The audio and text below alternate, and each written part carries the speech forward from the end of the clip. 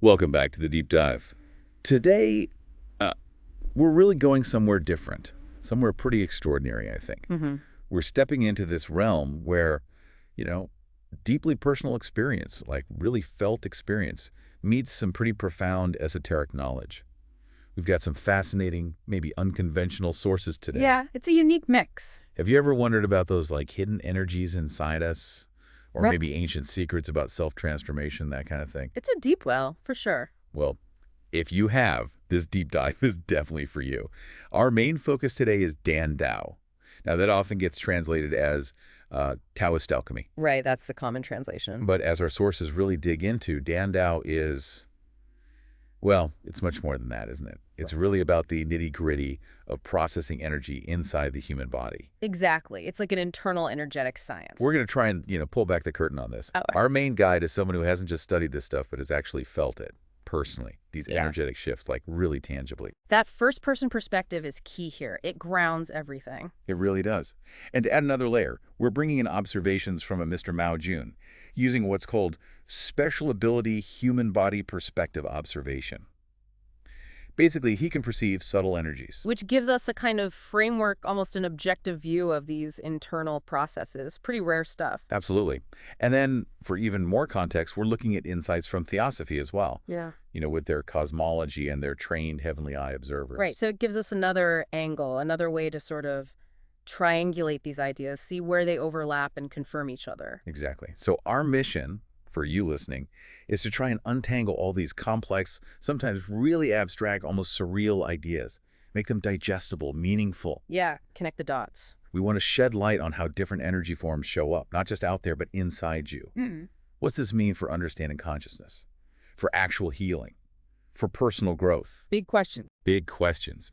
Get ready for some, honestly, quite surprising perspectives that might just totally reframe how you think about your own energy.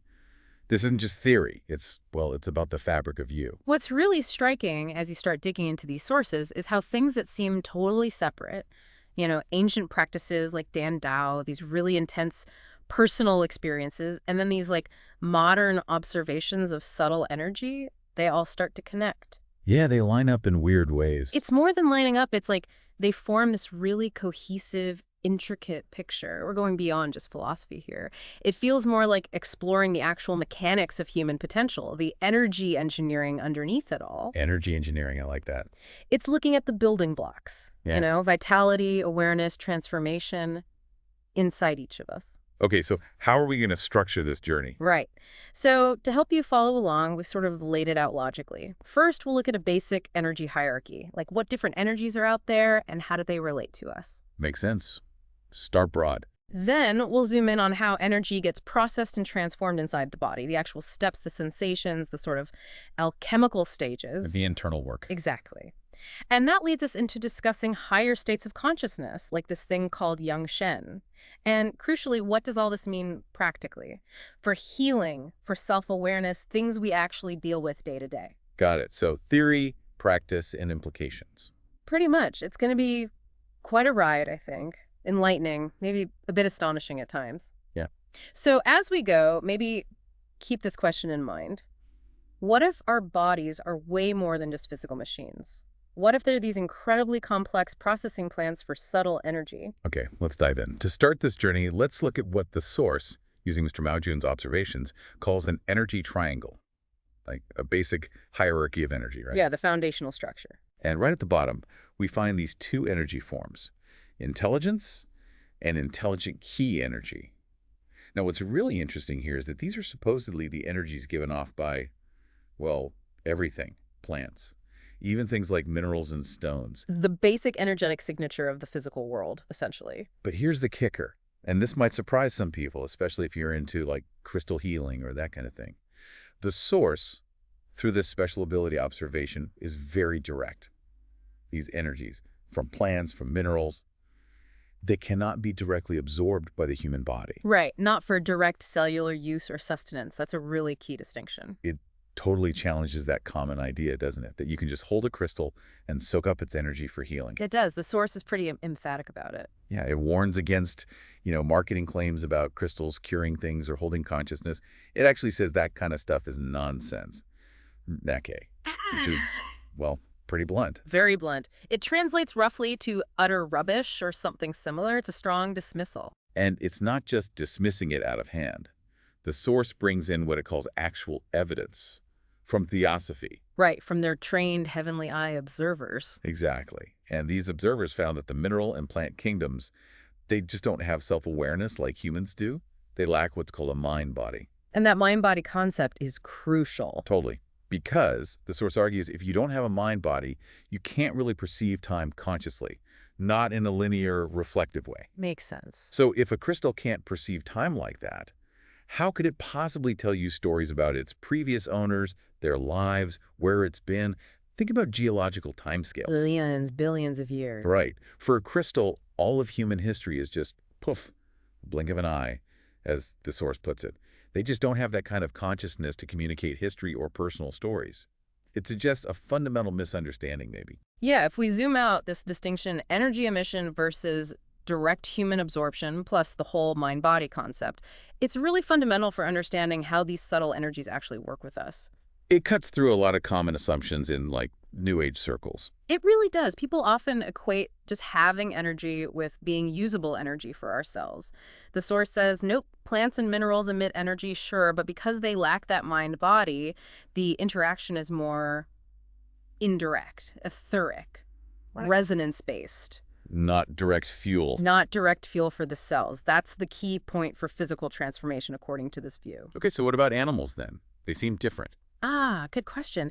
The source contrasts this with the animal kingdom and notes that some higher-level animals, elephants, cats, dogs, they actually show buds of a mind-body. Buds, like the beginnings of it. Exactly, which kind of fits with our intuition, right? Yeah. That they seem more human-like, they can communicate or understand to a degree, they have rudimentary consciousness, a subtle sense of time, but still very different from ours, much more in the moment.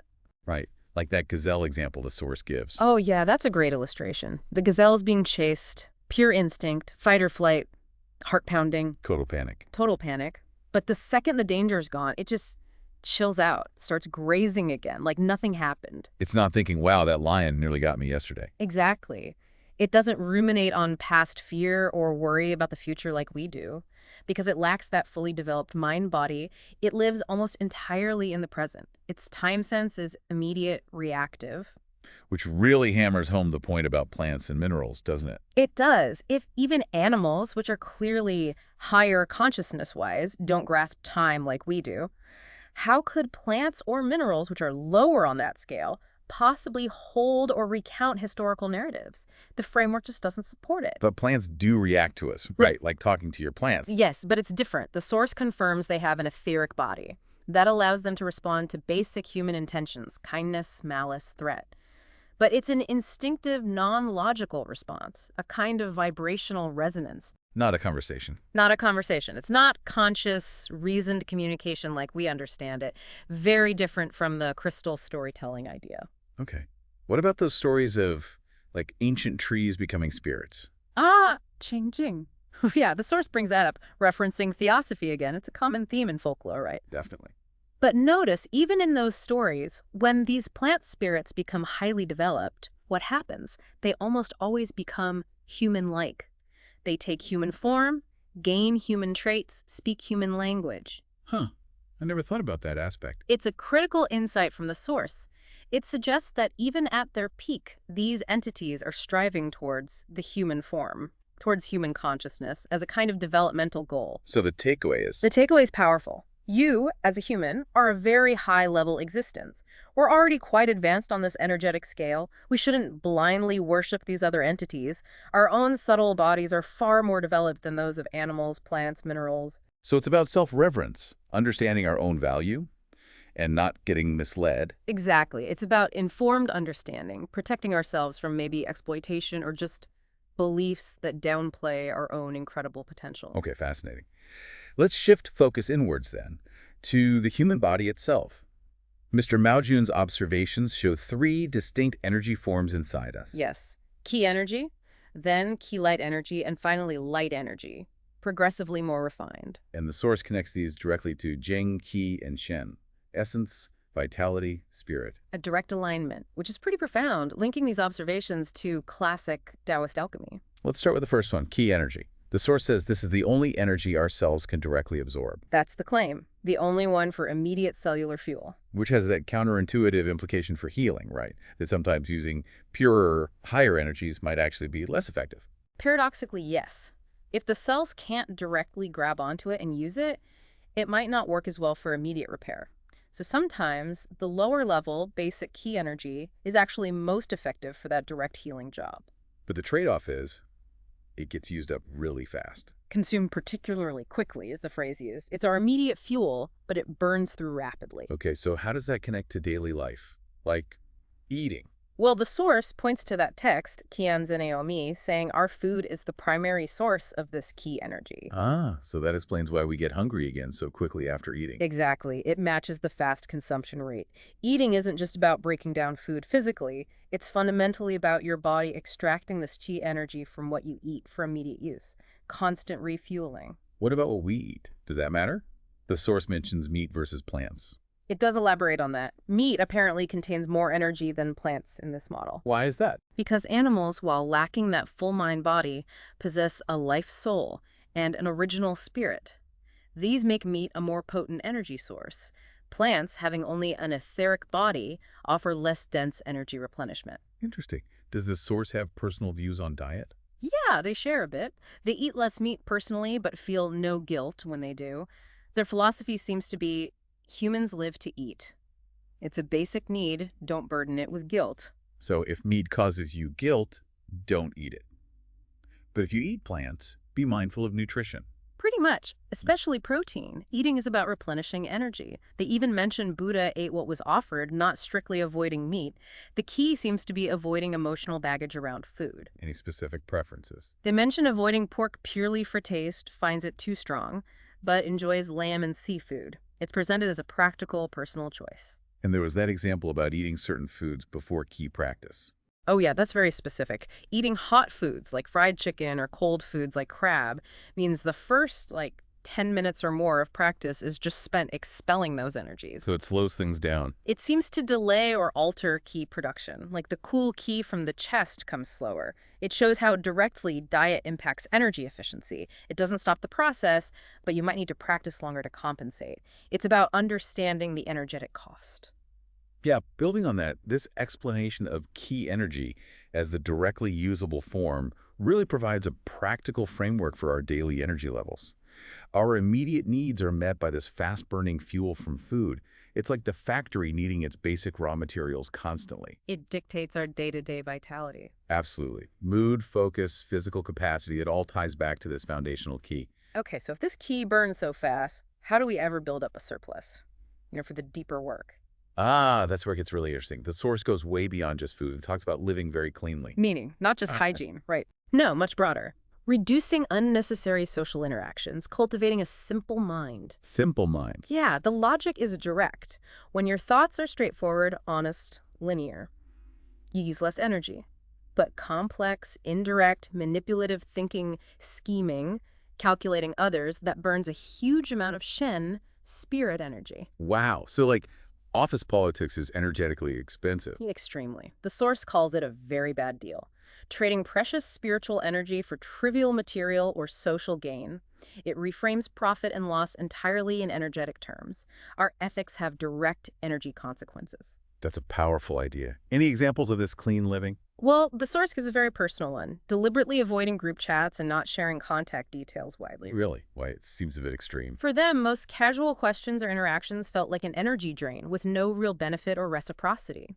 The idea is, once you're deep into practice, you become very sensitive to energy flow. You feel the leak? Exactly. Engaging with leaky fields, where energy flows out but not back in, becomes an unhealthy exchange. It depletes your reserves.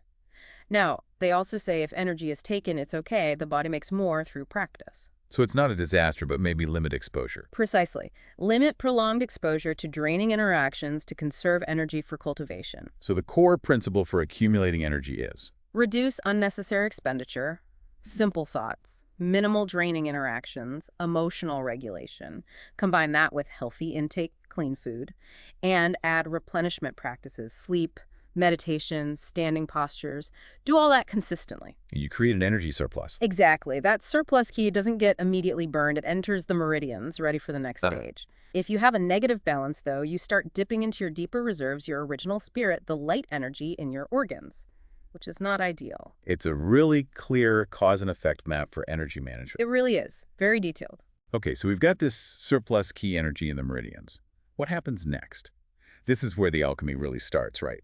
Moving from ki energy through ki light energy to light energy. Yes, this is the core transformation process described. And the source links these stages to the dantians. And that classic phrase, refining essence into ki, refining ki into spirit. Directly. It maps the observed energy forms onto the traditional alchemical path. Let's break down qui light energy. The source, via Mr. Mao Jun, calls it very unstable. Yeah, unstable, almost like light having that weird wave-particle duality, sometimes like a particle, sometimes a wave, dual attributes. And this lives in the meridians. Primarily, it's the intermediary stage. If the body needs quick energy, this chi light can change back to basic ki for the cells. But if you keep accumulating, You keep building surplus, this transitional ki moves up, undergoes light transformation, and becomes the more stable light energy. and that light energy gets stored Where? in the organs. In the Zhang Fu organs, yes. The source uses that analogy of the organs being like batteries, storage units for this refined energy. Okay, so the ki transforms through friction in the meridians, and the resulting light energy gets stored in the organ batteries. Exactly. And initially, through a process called Wu Qi Chao Yuan, the 5 ki returning to the origin. That sounds profound. It is. The ki stored in the organs peels off, like shedding a layer, and ascends to the crown, like pouring out the water from the bottle to make room for new energy. Pouring out the old to make space for the new. Precisely. But the source notes your innate organ energy strength, the baseline you're born with, can't be increased without this conscious cultivation. You have to work to expand the capacity. Okay, how does this transformation actually happen physically? Especially that first step, liquefying the ki. Seems abstract. The source gives a surprisingly physical explanation. It compares it to liquefying gas. In the real world, you need pressure. Like in a tank or something. Exactly. Well, the body apparently has its own internal pressure points or key orifices, specific locations. Which ones? They mention the Dazong Shu in the mid-chest, points on the lower ribs, Baihu at the crown, and Hoding Shu at the back of the head. And they describe feeling actual sensations there. What kind of sensations? Initially, very painful when pressed or when energy gathered, but after practice, the pain goes, leaving just clear pressure. It acts like a biofeedback. You can feel your progress. Wow.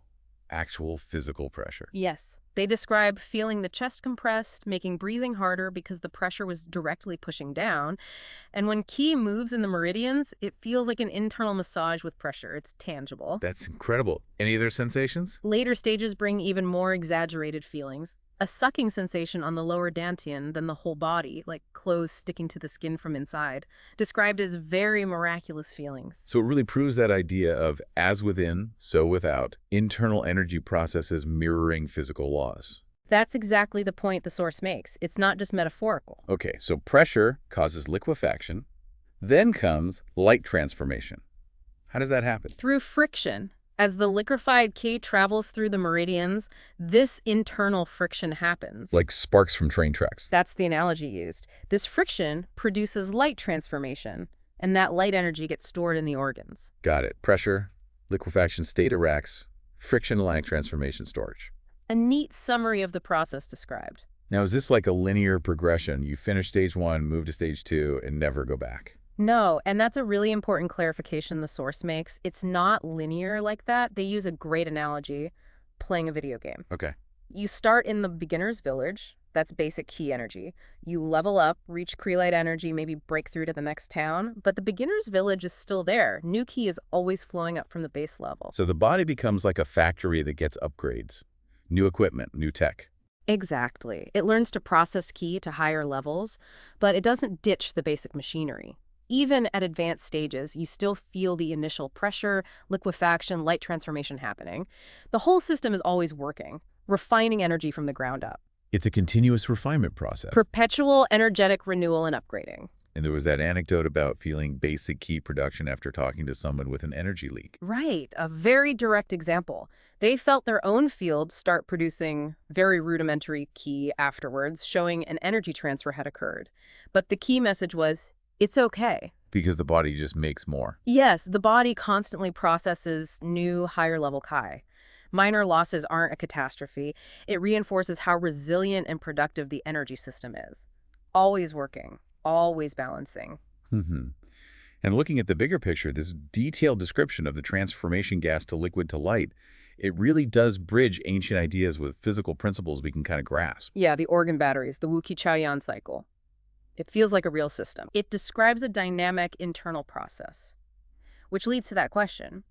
If our bodies are constantly doing this, refining energy, what does that mean for our higher consciousness, our potential? How does it all connect upwards? Exactly. And that point about as within, so without being a felt reality, the pressure, the skin-sucking sensation that's powerful. It takes it out of the realm of just philosophy. It grounds it in direct physical experience. It makes the esoteric tangible, which is quite rare and valuable in these kinds of descriptions. And the factory analogy is helpful too. It's not about leaving stages behind. Right. It's about upgrading the whole system's capacity to handle energy at multiple levels at once. Basic high is always being refined, meeting needs from cellular repair right up to spiritual development. It's multitasking on an energetic level. A continuously operating multi-stage processing plant. A good way to put it. And explicitly tying ki energy, ki light energy, and light energy to Jing, Qi, and Shen, progressing through the Dantians. It locks it into that classical Taoist framework. It provides that coherent map, refining essence to vitality, vitality to spirit. It grounds these personal experiences within a known ancient tradition of internal work. Okay, let's keep climbing that energy ladder. Above light energy, there's light color energy. And Mr. Mao Jun observed this as being relatively cool. Yes, a shift in quality. From the friction-based light to something inherently cool. And the source immediately connects this to their own feeling of cool water moving inside them. A direct experiential link. This cool ki, they reveal, is main soul true ki. Main soul true ki, where does that come from? Directly from your main soul. This is a concept from teacher Shushan, who also reportedly has heavenly eye abilities. Okay, but what is a true heavenly eye, according to this source? It's not just seeing ghosts, right? No, they're quite specific. It's not just seeing spirits. A true heavenly eye can see the essence of things, the underlying reality, and, crucially, confirm the accuracy of information. It's a truth-discerning faculty. So it challenges vague claims. Exactly. And they pinpoint the origin of this main soul true chi above the stomach, below the Dezongsu point in the mid-chest. Very precise. Fascinating. So what does this cool ki do? How does it affect us? Like with sleep? The sleep connection is key. This cool ki is why our body temperature drops when we sleep. Really? How? When we sleep, our Yuan Shen, the original spirit, our deep innate consciousness takes over to repair the body. The Shi Shen, our everyday ego mind, gets pushed aside. The ego goes quiet. Right. So the Yuan Shen can work without interference. And its energy, this main soul true chi, is inherently cool. As it circulates, clearing out brain consciousness ki and other accumulated hot or chaotic energies from the day. That temperature naturally drops. Exactly. It's presented as the fundamental principle behind a calm mind is naturally cool. Inner quiet allows this cool, healing energy to flow. What does it feel like, this cool ki? Described as light and cool, like mint or spring water. Refreshing. Initially, it comes up 2 tubes near the diaphragm, merges into a ring. There's even a feeling of an air outlet at the back of the head. Wow. And it goes up to the crown? Ascends to the crown, connecting with lines from the eyes to the back of the head. A complex flow, but always cool. Okay, now, the really wild part. The skull cracking open. Yeah, this is quite something. The source describes the physical sensation of their skull literally cracking open, both vertically down the middle and, more recently, horizontally across the top. Physically cracking, or a sensation like cracking. It's described as a sensation, but an incredibly distinct and physical feeling one. And from these fissures, this cool ku flows out, meeting the warmer air outside, creating a tangible cold and hot feeling at the boundary. That sounds incredibly bizarre and unique. The source notes they haven't really seen others describe this exact thing. It seems like a very advanced phenomenon, cool even flowing from the ears, feeling like cool water on the face. Not subtle feelings, but palpable external sensations. A total rewiring almost. Suggests a profound change in the subtle architecture. And this cool qi is different from the hot qi sometimes felt in qigong. Yes, a crucial distinction. Ordinary Qigong, or later stage practices, often cultivate brain consciousness qi, which is hot, causes sweating, feverish feelings. Which trains the ego, the Juhun. Exactly. Beneficial for strengthening the ego, focus, etc., but it's fundamentally different from the cool, innate, restorative qi of the Yuan Shen. Two different energy systems, or maybe outcomes, serving different purposes. Yeah, and in the grand scheme, this emergence of light color energy, this main soul true qi, it's a major shift from those earlier, denser energies. Feels like moving into a different realm entirely. It does, and that description of the cool qi, linking it directly to the Yuan Shen's repair work during sleep, that provides a really compelling, almost physiological basis for why our temperature drops at night. It makes intuitive sense when explained that way. It grounds a common experience in this deeper energetic framework. Which brings up the question, if our Yuan Shen provides this cool, healing energy, how does our waking mind, our Shi Shen, interact with it? Can we consciously work with it? Ah, good point. Which leads to that critical distinction, Yang Shen versus Yuan Shen. Exactly. This is absolutely central to understanding the higher stages of Dandao. The Yuan Shen, the original spirit, is innate. Every single human has it. It's that all-powerful light sphere, the drop of light that enters at birth. Our true self, our divine spark. We all have it already. Yes. But Yang Shen, the solar spirit or spiritual body, is not innate. It must be cultivated through long, dedicated practice. That's the key difference. Potential versus manifestation. So how is Yang Shen formed? Through a combination, a merging of part of your Shi Shen, your ego consciousness, your personality, your learned wisdom with your Yan Shen. This union is the essence of refining qi into spirit. Merging the acquired self with the innate self. Precisely. And when that happens, it results in the birth of a second-generation life, a higher-level being. Metaphorically, sometimes literally, emerging from the crown. The new being. A synthesis, combining your unique personality and experiences with the innate wisdom of the Yuan Shen. The source uses that fascinating parallel with the Egyptian baby Horus or Hippocrates. Styled with the finger to his lips. Yes, symbolizing this new, maybe fragile, but incredibly potent childlike form of combined consciousness. The nascent Yang Shen, your higher self being born, in a way. Wow. And to cultivate that, you need both the hot and the cool qi. Absolutely essential, according to the source. It's an integration. You need the hot qi associated with the ego and brain activity, and the cool qi from the Yuan Shen.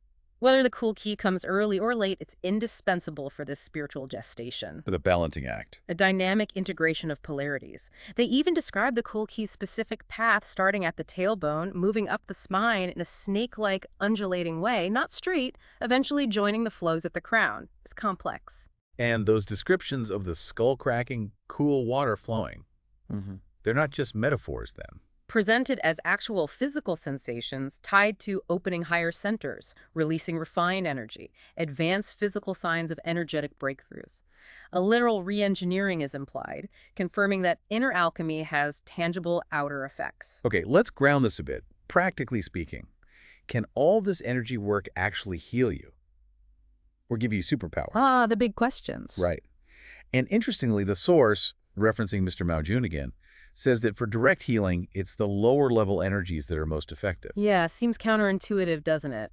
But the idea is the body finds it harder to absorb and use those super pure, advanced energies for basic physical repair. So what does that mean for healing expectations? Think of the factory analogy again. Your body processes energy at all levels constantly. Some Kwai is always being used for repair and maintenance, but it's not instant magic. It requires time.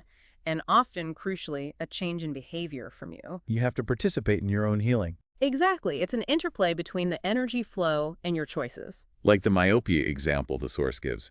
Their own eyesight hasn't improved despite advanced practice. Right. Why? Because the physical body, the earth element, changes slowly. And constantly wearing glasses or contacts solidifies the condition. The body thinks, okay, vision is handled, no need to fix the eyes themselves. So you have to create the need. The space for healing. Precisely. Stop using the corrective tool. Consciously engage the eyes, like looking at nature, and actively tell your subconscious you want healing. Give the Kwai an opening to work on the physical structure, otherwise it bypasses the issue. Makes sense. What about things like lost teeth regrowing or getting superpowers? The source is pretty pragmatic. Regrowing teeth, a clear no. Why not? Because your original spirit, the Yuan Shen, is intelligent and prioritizes. It will always fix vital organs or life-sustaining functions before non-essentials like teeth, or developing superpowers like telekinesis or ESP. They're fancy abilities, not daily necessities. Exactly. And like building muscles, they need constant practice and energy expenditure to maintain. If you don't train them daily, they fade. Like the source's own spoon-bending ability wasn't permanent without constant practice. It's a skill, not an inherent state. Yeah, stepping back, this whole perspective on healing and abilities feels very grounded, doesn't it? It does. No instant miracles. It's about understanding energy priorities, the nature of the physical body. It reframes expectations towards dedicated cultivation and aligning your behavior. The Yuan Shen prioritizes survival and core function over luxuries. Which leads to the role of the mind, the ego, and all this. Does it help or hinder? A crucial question. The source talks about the beginner's halo. You know this phenomenon. Beginner's luck. Kind of. When you start something new, especially energy work or healing, with no expectations, you often get astonishing results. Like the source's knee injury healing in 40 minutes. Exactly. They believed the lack of expectation was key. But as soon as the ego jumps in... Wow, I'm amazing. I'm a natural. Bingo. The moment you think that, progress stops or even regresses. They've seen it repeatedly, in themselves, in others, like that remote viewer who got arrogant and then failed every subsequent attempt. Ouch. So the ego is a major roadblock. Potentially a huge one, which leads to the core teaching. Humility is essential. Humility. How so? Recognizing that all your energy, all your real wisdom, doesn't come from your small ego consciousness. It flows from your original spirit, the Yuan Shen, the higher presence within. So give credit where it's due. Exactly. See the ego as just a tool. The more you grasp your own insignificance relative to that deeper self, the less you obstruct its flow with demands and expectations. Progress becomes smoother, deeper. It's about getting out of your own way. That's a perfect way to put it. Recognizing and aligning with that all-knowing, all-powerful existence behind the scenes is fundamental to real advancement. Okay, this last part is truly fascinating. The Yang Shen isn't just an energy state, but an interactive consciousness, something you can feel and communicate with inside you. Yes, described as an actual entity you can interact with. And the source compares it to raising a child. Yes, that's the analogy used. It implies a relationship, a dynamic. How does that interaction work? Can you give an example? They describe playing with it during meditation. The Yang Shen might be hanging out near the diaphragm. The source gives it a command like, move to my right shoulder. And it just goes. If your key cultivation is at that level, focusing your intention makes the key move there instantly. It shows consciousness controlling key, but here's the key distinction. It's not just you thinking it's moving. Right. To test this, after giving the command, the source deliberately drops their consciousness, stops focusing on the shoulder. Then, after a few seconds pause, the energy slowly moves to the spot. Or maybe somewhere else entirely. So it responds independently, confirming it's not just suggestion. Exactly. It shows interactive control, a dialogue with this higher aspect, a real co-creation. So you can tell it where to go. Yeah.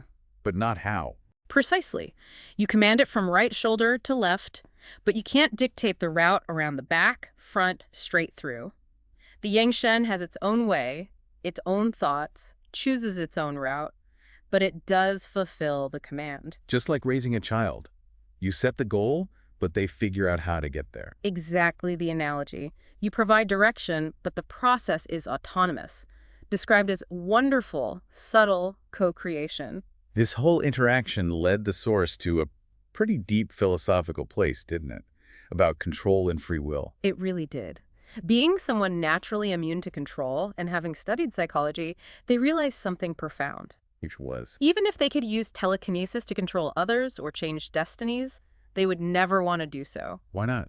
Seems like ultimate power. Because they recognize their human perspective is inherently limited, interfering in someone else's learning curve, even trying to help by shortening their struggles, but it just leads to more difficult problems later. They haven't learned the lesson. So the realization is, do nothing, don't interfere. Essentially, yes. Don't interfere based on your own limited understanding. Respect others' paths. Let processes unfold. A powerful lesson in non-interference learned through direct experience with their own higher self. And that brings us full circle, doesn't it? The interactive Yang Shen, the insights on non-interference, it feels like the culmination. Yeah, where the energy work meets deep wisdom. It suggests true mastery isn't about forceful control over others or even yourself. It's about aligning with a higher, more intelligent will. The Yuan Shen within, or maybe even cosmic intelligence. Which raises that final question for the listener. How do we take these extraordinary ideas and integrate them? Especially that impulse we all have to control things or help from our limited viewpoint. It's a challenge, but the consistent thread through all of this is humility, recognizing the vastness of that original spirit behind our little ego. And that humility isn't about putting yourself down. Not at all. It's an accurate assessment of our place in the bigger picture, becoming a clearer channel for that greater wisdom, instead of trying to run the whole show from the ego's control room, stepping back, trusting the process. It frames Dao not as a quick fix, but a long journey. Absolutely. It's deep, ongoing transformation and integration. Understanding energy flows, experiencing sometimes bizarre sensations, navigating shifts in consciousness, all while keeping the ego in check and staying humble. It's not just about power, but shifting your whole relationship with reality. Exactly. With yourself, others, the universe, a fundamental shift that continues long after we finish talking about it. So, wrapping this up, what does it all mean for you? We've covered a lot. Subtle energies in nature, the layers of human Qi Shen, those amazing processes like liquefaction, light transformation. The Kuli, the Yang Shen. Right. And that interactive parenting dynamic. It really paints a picture of a world and an inner self that's incredibly complex, energetically alive. Our bodies as these amazing factories processing energy constantly. And our consciousness playing that vital role in directing the flow. Not through force, but alignment and humility. Remembering to create space for healing, understanding the nuances of energy, cultivating that genuine humility. It really is inner alchemy. It is, and this whole exploration, I think, serves as a powerful reminder that our understanding of reality, especially human potential, is always unfolding. There's always more to learn. Always. Synthesizing personal experience, energy observations, ancient wisdom.